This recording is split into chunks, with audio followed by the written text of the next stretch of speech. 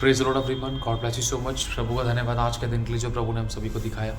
एक वचन अभी बाइबल पढ़ रहा था तो इसमें एक वचन आता है सामने, लूका की पत्री उसका 12वां अध्याय उसकी 32 आयत में लिखा है, स्वर्गीय धन लिखा है, हे छोटे झुंड मत डर, क्योंकि तुम्हारे पिता को ये भाया कि तुम्हें राज्य दे। ये बहुत सामर्थ्य वचन है। मतलब परमेश्वर आपसे और मुझसे कहता है कि हे छोटे झुंड तुम मत डर, क्योंकि तेरे परमेश्वर को ये भाया है कि तुझे एक राज्य दे। तू जो सोच रहा है कि तेरे साथ में कोई नहीं है, तू अकेले है, सपोर्ट में कोई नहीं है, फैमिली में, परिवार में, सेवकाई में बहुत अकेला है, तुझे लग रहा है तू अकेला सा पड़ गया, लेकिन प्रभु तुझे एक झुंड के रूप में देख रहा है। ध्यान से समझना, प्रभु आपको एक झुंड के रूप में देख रहा है। आप अकेले नहीं हो।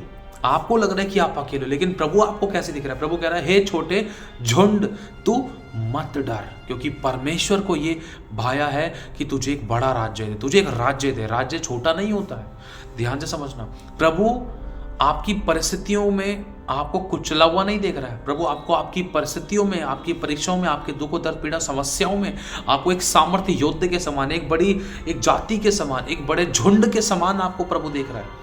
आप अपने आप को अपनी शारीरिक निगाहों से मत देखो, आप अपने आप को परमेश्वर की उस निगाहों से देखो जो उस उत्तम बात को आपके सामने लेकर आती। जैसे कि प्रभु ने कहा है कि हे छोटे झुंड तो मत डर। अगर आपको लग रहा है कि आप अकेले हो, प्रभु मेरे साथ में कोई नहीं है, अपनों ने सताया, अपनों ने दिल दुखाया, अपनों ने छोड़ दिया, अपनों ने हाथ उठा लिया और अपनों ने दूध में से मक्खी के समान निकाल कर फेंक दिया, अकेला सा कर दिया। आप हमेशा हर किसी के साथ खड़े हुए, हेल्प की, मदद की, सहायता की और बहुत कुछ अपनी तरफ से दूसरों के लिए आपने बहुत कुछ अच्छा किया, बेस्ट किया करके, और आप अकेले रह गए, आप खाली हो गए, या आपको लग रहा है कि आपके सपोर्ट में, आपकी समस्या, आपकी घटी, आपकी परेशानी में कोई आपके साथ नहीं खड़ा हुआ।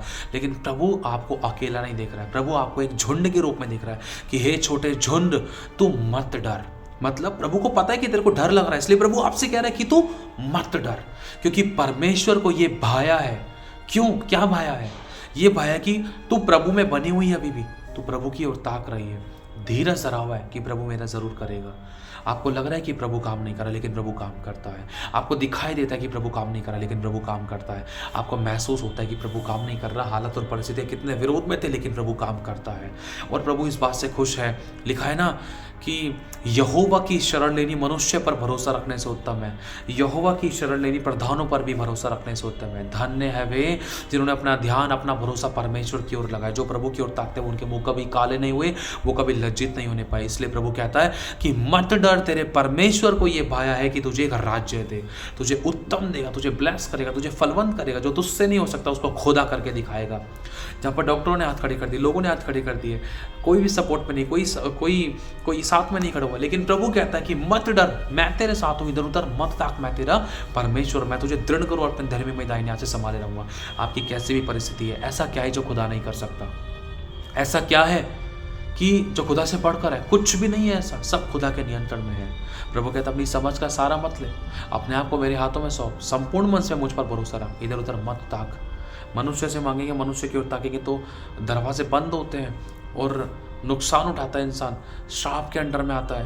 क्योंकि मनुष्य की ओर, वो जो मनुष्य की ओर ताकता है, लिखा है श्रापित तो मनुष्य जो मनुष्य की ओर ताकता है, लेकिन धन्य है वे जिसने यहोवा को अपना आधार बना रखा है।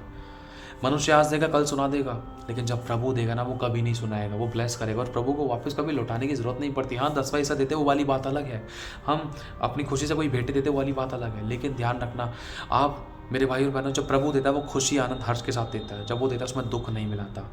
हालेलुया। इसलिए प्रभु कहता है कैसे भी परिस्थिति, चाहे शारीरिक रूप है, चाहे आत्मिक, चाहे आर्थिक, चाहे संसारिक, आप अकेले थे, प्रभु कहता है हे छोटे झुंड तू मत डर।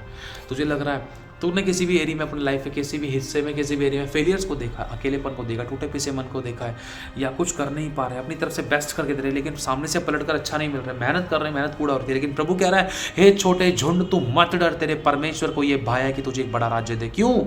तुझे एक राज्य क्यों दे? क्योंकि तूने प्रभु के वचन को इज्जत दी है, नम्र और दीन रहने की कोशिश करी, चुप लगाकर दुख को सहा है, तूने अपनी समझ का सहारा नहीं लिया है, तुझे प्रभु बढ़ाएगा।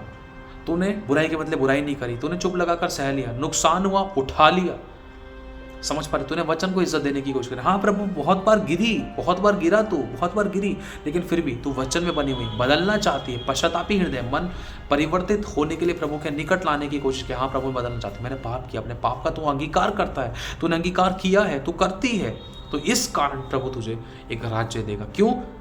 क्योंकि तुझे अपनी गलती का एहसास है, तुझे अपने पापों की तौबा है, तुझे अपने पापों से के विषय में बहुत अंदर से दुःख है कि प्रभु मैंने ये किया जो तेरी दृष्टि में बुरा था। प्रभु तुझे उठाएगा, क्योंकि प्रभु के वचन में लिखा है, मैं पापी से प्रेम करता हूँ लेकिन पाप से नफरत करता हूँ। यदि तुझने कोई पाप भी किया तो प्रभु तुझे क्षमा करेगा। तूने अपने पापों को माना है तो प्रभु तुझे क्षमा करेगा, तुझे अपने लहू से शुद्ध कर देगा, तुझे नया कर देगा। हालेलुया। हे छोटे झुंड, तुम मत डर, ऐसा क्या है जो खुदा नहीं कर सकता। अपने आप को प्रभु के हाथों में सौंप दे तो उसकी महिमा को देखेगा। प्रभु अपने कामों को आपकी ज़िंदगी में प्रकट करना चाहता है। आप धीरज धरो, प्रभु के सामने जाओ, प्रभु के ऊपर भरोसा रखने के साथ साथ कामों के द्वारा विश्वास को प्रकट करो। प्रभु को काम करने का मौका दो। प्रभु के जब भी कोई भी दो बातों का चुनाव है, जिसमें एक तरफ संसार है, कोई भी ऐसी बात है जो प्रभु के वचन के ओर से नहीं है, लेकिन फिर भी इस बात को याद रखना, हमेशा वचन को चुनना। जब आप वचन को चुनोगे, खुदा खुश होगा, खुदा आपके कामों को करेगा, खुदा अपने वचन को पूरा करेगा और आप हैरान हो जाओगे, लोग चौंक जाएंगे कि ऐसा कैसे हो गया, क्योंकि खुदा ने करा है। क्योंकि जो मनुष्य से नहीं हो सकता वो परमेश्वर से हो सकता है। आमीन। प्रभु आशीष आप सभी को।